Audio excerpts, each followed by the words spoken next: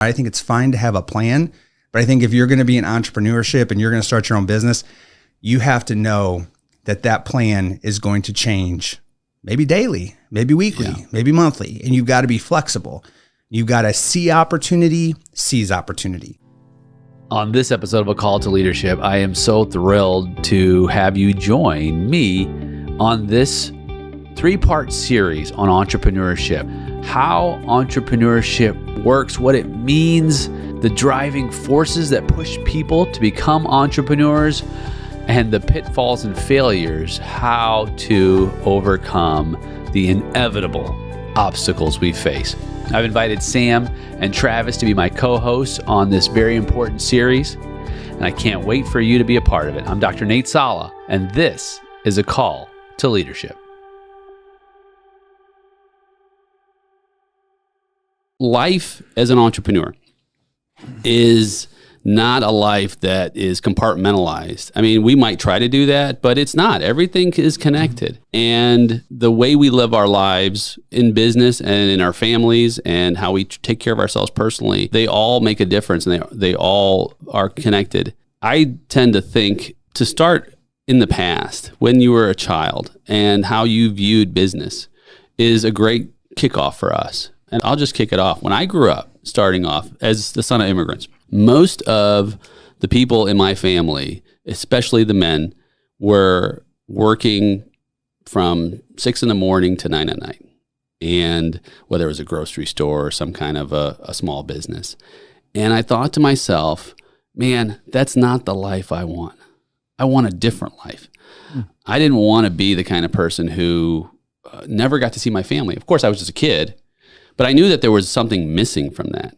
And it kicked off my mindset. Now, fast forward, when I became a business owner, I realized I'm doing this. Wrong choice. Right? Right. So the reality is, can you even be a part-time successful business owner from the start? Go ahead, Travis. I mean, if you get on Instagram or Facebook or any other social media site, it says you can. Right. Because if you're an influencer. If you're an influencer or you just sell some real estate or whatever it is, that they're selling today, I don't think you can, right? I think entrepreneurship is a lifestyle. I think it takes everything you have, right? I mean, you've got 24 hours in a day, 7 days a week. You don't, people get into entrepreneurship and they're like, I'm going to start a business. I'm going to travel. I'm going to make all this money. And God bless you if you can, right? I mean, that's the goal. That's what keeps us driving. For me, entrepreneurship is summed up. It was a meme that my wife sent me, I don't know, probably 10 years ago, but it made a lot of sense. It encapsulated kind of what I feel entrepreneurship is. And it said, entrepreneurship is working for years in a way other people won't to live a life that other people can't. And it hit home that there are years that you're going to be building a successful long-term business that you may barely make it, right? And I remember when I started my business, my wife and I, like, everybody has their monthly number that they have to make to cover their household, right? Like when you break it all down, you've got your budget. Right. Here's my bare minimum number. And I remember, like, every month we would sit there and look at our revenue coming in and being like, okay, we made it. Like, we made it another month. And then it would get to a point to where I'd say, okay, I've bought 2 months. Now I bought 3 months. But it was still every single dollar that comes in, every single dollar that comes out. You're not getting a paycheck every 2 weeks like somebody is, where you've got consistent money coming in. You have months that are terrible, years that are terrible, months that are great, years that are great. But I have never made it to a point, no matter how much money I've had in my bank, where I felt comfortable. And I think that that's what keeps me sharp, right? I think that's what keeps my mind sharp. It keeps my hunger there. Because I came from a family that was low income when we were younger. And so that fear is always inside of me, even to this day, 42 years old. And I'll wake up sometimes and I'll be like, oh my God, am I going to be okay? Like, how am I going to pay for my kids going to college? You know what I mean? Like, that fear is real. But I think that fear is what keeps you going. Yeah. Comfort and instability.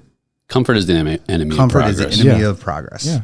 Yeah. So that's good. I think, going back to the original question, what attracted me to being an entrepreneur was freedom, right? Because I always looked at myself as a person that would have difficulty with authority, which is what Travis is laughing. He knows. So I recognize that When at you a stole young your age. parents' car at Yeah. 16, Yeah. drove yeah. to my house. So I was like, busted. I better be a great entrepreneur, because if I'm not, I'm gonna be in trouble. So, freedom, right? And not so much money really, but I think that's what people's initial thought is about being a business, owning a business, being an entrepreneur, right? I'm going to do this and it's going to be wonderful. I'm going to make all this money. I'm going to have all this time, and it's just not the case, It's actually the exact opposite of what you think it is. That's what I tell people. Yeah. So like whatever you've been conditioned to believe, it's exactly the opposite. And I feel comfortable saying that because I know that is what being an entrepreneur has been marketed to people. Mm-hmm. Look online, look on Instagram, it's the cars, it's the, it's the lifestyle, it's the jets, it's all that, but what about, the failures and the struggles and the, people, I always say people see the finished product, but they don't see the rough draft. Right. So the rough draft, the mistakes, the, deleting portions of the story, you see the final piece that's attractive and I want that and I want to go get it, but, rewind, some people verge of bankruptcy, leveraging personal assets, sleepless nights, difficulty at home with, maybe a wife or, a girlfriend or family, it's not pretty, period. It's a fight, Yeah. it's a fight. And and I think that's part of the attraction though. I was reading an article about how entrepreneurship today can be defined as a bit like the discoverers, the explorers, the adventurers, the pioneers 100, 200, 300 years ago. And we are mining for gold, if you will, right? And you're not always going to find it. You're just not always. And it's interesting you bring that up because I was probably about 3 months ago, I was driving and I was at a stoplight, a couple young guys, late teens, early 20s, right next to me. And I had my window down and the kid rolls his window down and he says, "Excuse me, sir, what do you do?" Of course, I had my sports car, right? And it was summertime. And I looked at him, I said, "I'm an entrepreneur." And he just nodded his head like, "Yeah, I want to be an entrepreneur." But what he didn't see was 30 years later, right? Like, let's talk about that 30-year journey, young man, and see if that's what you want to sign up for. Mm-hmm. They see the results, not the struggle, for sure. And I think being an entrepreneur is the new, like, you get a job, work for a company for 30 years, you retire. Like, it's the new, like, cool thing. Like, it's really a segue. I mean, it's American dream. It's the American dream. Right. And the American dream has changed. Like, that idea of, going to school, getting a degree, getting a job, retiring, like same job your whole life. I mean, I don't know how many generations you have to go back, but not many to see that, happening, but not anymore, So in my family, I'm the first, I think we've talked about this, but I'm the first generation to not work in a steel mill. My grandfather started working in a steel mill at 16 years old and worked for 47 years and retired. And great pension, you know what I mean? Like the whole 9 yards. But since I was a young kid, I was told by everybody in my family, like, you're the one who is going to go to college and you're going to have a different life. And I don't necessarily think that they thought that, owning my own business was a life that I would have. Right. But yeah, like walk out of high school on a Friday, Monday, you start your job at the steel mill and you work there until you retire and you get your gold watch and you move on. You know what I mean? Mm-hmm. Like that's the life that they had, How hard was it to break out of that expectation? it was challenging. That the thing that had happened with me and my kind of personal journey is my father worked at a steel mill for a while, and then he decided, this was in the 80s when, the steel mill was not the place to work at. There's massive layoffs, everybody, Japanese steel is coming in and blah, blah, blah, blah, blah. And so he started his own company. And so I watched him start his company when I was probably 6 years old. And he had that company until we sold it when I was 22 or 23 years old. And I didn't want to take it over. But I watched his struggle. We went from legitimately four of us in a 2-bedroom apartment, food stamps. And over the years, he was successful and, had some money. We moved into middle class, and then they were able to, move up to probably upper middle class. And he was successful. It was a successful business for the family, right? But it was interesting watching him go from starting in a basement to then a garage to then a very small building and then a larger building. And my dad was a hustler, and so I picked that up from him. He was a very people-centric person. He could sell himself very well. And so growing up in that and seeing the dichotomy of, my grandfather who was at the same job, for his entire life, to my dad who, kind of bounced around with different jobs and then found his footing and started his company. And then, watching that and understanding that success for me, there wasn't a clear path that I said, I want to do this when I'm older, right? I knew that I wanted to do something special, but I didn't know what it was. And so it was go to school, get a job, kind of understand business from a corporate side until I kind of got my footing to say, okay, here's where I think I can be successful.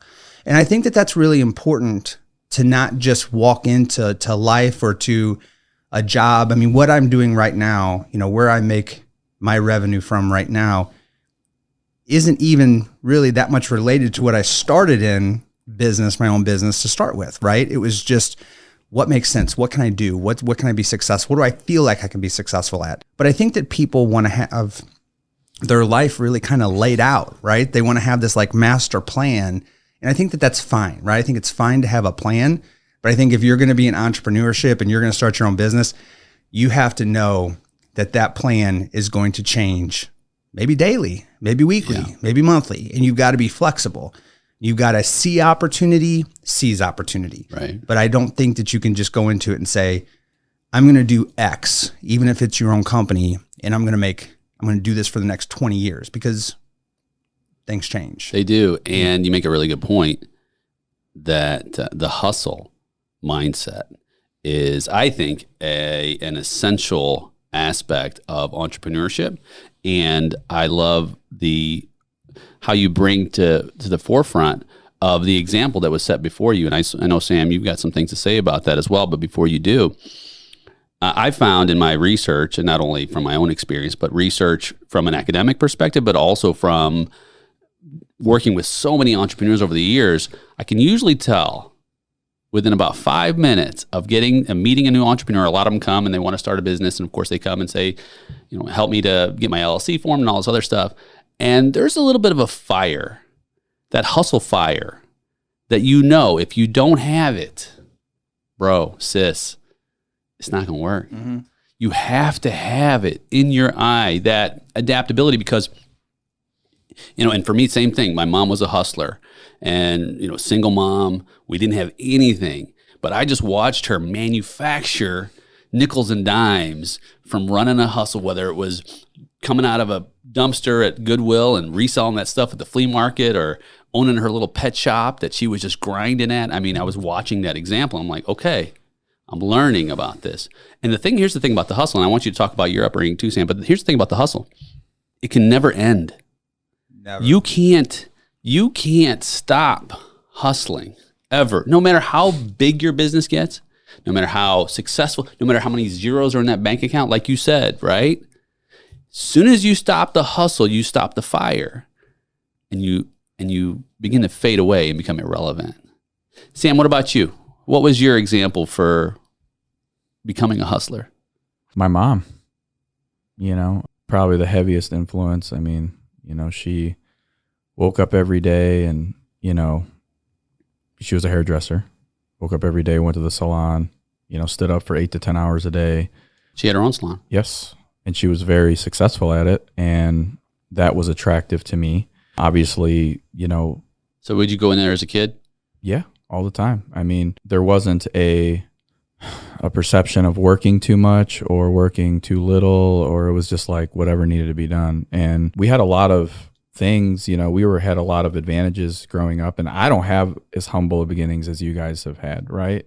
So I think we always talk about comfort in giving our kids too much comfort, and maybe they don't, they can't manufacture that hustle or that passion, right? I don't think that's true, because I'm an example of that, right?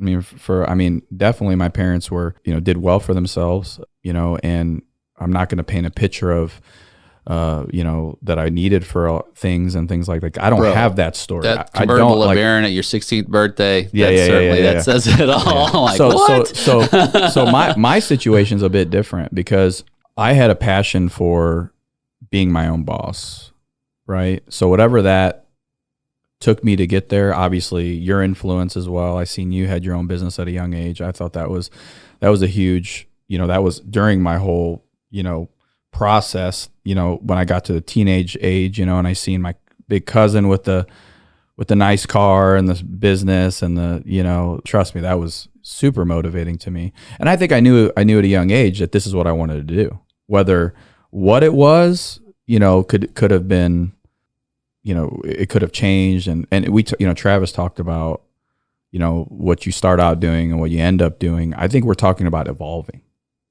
It's a process, right? Is that I've been in the tech industry the good majority of my life, but I'm constantly evolving, right? So, which is an aspect of the hustle. Right. And I think the hustle is, we feel uncomfortable when we don't feel the pressure, right? So I think we get to a point where the pressure is different than it was when we were trying to build our businesses and our organizations. And then we get to a point where we find different ways to motivate ourselves and challenge ourselves, be uncomfortable, right? That's my thing, is continuing to challenge myself to be uncomfortable. When I'm tired and, it's a 9:30 hockey pickup game and I'm tired, I don't want to get up, but I know that that's going to make me uncomfortable and I'm going to grow from that, right? And I do it. So this is good, because that's where there's this overlap, right? Being, a triathlete. And of course you guys are all both athletic and come from sports as well. It's like, that's a part of my mind, sharpening my mind. None of us will go into the gym and say, I'm going to put less weight on today because I need things to be easier. Right? It's like, okay, what's my next milestone to hit, right? In we call it PR, personal record. So, when you're about a mile out from that finish line, you step on that gas, right? How can I just inch forward? And I don't think that it's exclusive. I mean, I think it's holistic, right? It's who you are as an individual. Yeah, but I think comfort's strong. It's a strong feeling. We all like to be comfortable. I mean, I do. You know what I mean? But I think that when you realize, I think there's a difference with people who constantly push themselves to be better, is that they realize when at that point when it's happening and they're like, nope, not going, I'm going to push myself a little bit harder, and create, I know for myself, I've created new personal goals for myself that are different than they were 10 years ago, but they're different, but they're goals that I'm passionate about and I want to achieve. Right. But they're different. And I think that, constantly evolving, having the hustle, which I feel like you talked about, we all know is a necessity, but that's rooted in being passionate about something. Because I feel like you can hustle and be a great salesperson and not really care for what you're selling. Mm-hmm. You could be like, I'm selling insurance or I'm selling whatever that may be. You're not passionate about, that product. You're passionate about making money. You're passionate about making sales. But imagine if you were passionate about that product or that service or that business. Or solving that problem. I think that's what separates the guys that go through the hard times and get through them at all costs and then eventually achieve success, because that passion or depth of passion is what it takes to have it all on the line, have sacrifice all the time, all the money, all the personal activities you may have missed because you're passionate about developing, building something great. That goes beyond, I think, just hustle. That's why I think hustle is very important. But I think there's a piece to that separates everyone who's hustling to someone who's passionate about the hustle. I think that's the difference. Yeah, hustle is only one part of the equation. Right. Indeed. Yeah, I think a way that I look at it is, what's the fire in your belly? Like, what is it that you're getting up for every day? For me, it's my family, right? I mean, I struggle to become a better person, whether it's physically, whether it's in business, whether it's emotionally, whether it's spiritually, right? Whatever it is, it's because I want to be a better husband, a better parent, a better friend. I want to be a better person. So that's, you ask people like, what's your why? Like what is it that motivates you, right? And mine is, I don't want to let my kids down. I feel like my parents, both of them, struggled, gave up, sacrificed to make sure that me and my little brother had a better life than they had, right? Like we had better education, we had, better opportunities, all the stuff. And so I feel like it's my responsibility now to move my family forward, right, through my children and give them opportunities that I never had. And that's why I do what I do. It's awesome. And that's natural, right? Because you want to give your kids more than what you had. That's a natural. I would hope so. I would hope so, I would right? think so, right? Yeah. But I think that, there's a difference. You can give with giving the value of appreciation and humbleness at the same time. You know what I mean? And trust me, I think we all have the same, we want our kids to be able to go into the world and, know the world's not going to be nice and you're not going to get everything you wish you had and you're going to have letdowns, and that's okay. I feel like the world in general, or I think some of the people that I come across that are in the entrepreneurial space, they don't deal with disappointment very well. They don't deal with failure very well. You know what I mean? And God, we've been partners before. We've been involved in different things together. I mean, how many times we look across the room and been like, this is not good. Right. We need to make a move. We need to adapt, evolve. We do, and we move forward and we win. Yep. Right. So it's, I think it's okay to be disappointed. It's okay to fail. It's how you react after the fact that makes the difference. Yeah. I mean, it's my mindset is that didn't work. Right. So you figure something else out. Don't spend so much time on why it didn't work, but what I have to do to move forward. I mean, gosh, even when we were working, it feels like forever ago, but I guess it's 10, 12 years ago on the Clearwire stuff, right? I mean, this was supposed to be the future. Mm-hmm. It was, internet, just not with Clearwire. In fact, I got a box right there to remind me. Right. But the very first wireless internet, no cords, right? Mm-hmm. Just take it with you anywhere. And we were all bought in to this new tech, right? All the numbers worked, right? 3% churn. You've got $1 million going into every market for advertising. You've got 4 months spiff on having your rent paid as you move into new markets. You've got these high commissions. And then one after another fizzles out. Mm-hmm. I even went home to my wife when all this was going down and we were just getting started and everything was looking just stellar. $30,000, $40,000 net profit per market monthly, right? 2010, just fast forward. This is going to be great. I'm like, honey, this is going to be awesome. Look at my spreadsheets. Spreadsheets. Right? Yeah. Because all the data supported what we thought could happen with this.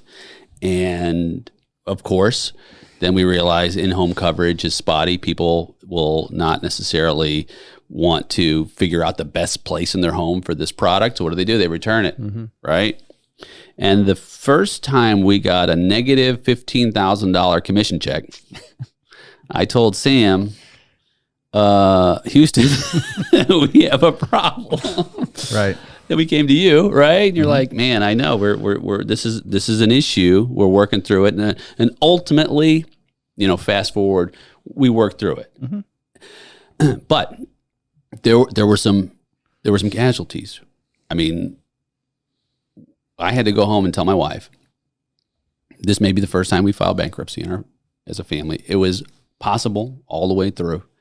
We may be able to avert it, but we got to make some moves. We had to sell our house, move into a villa. We had a lot we bought, we were going to build on. So I'm like, we're just going to have to fast track this, get some cash out from the house we're selling, pay off all our bills, downsize a little bit, stay in a little 2-bedroom villa.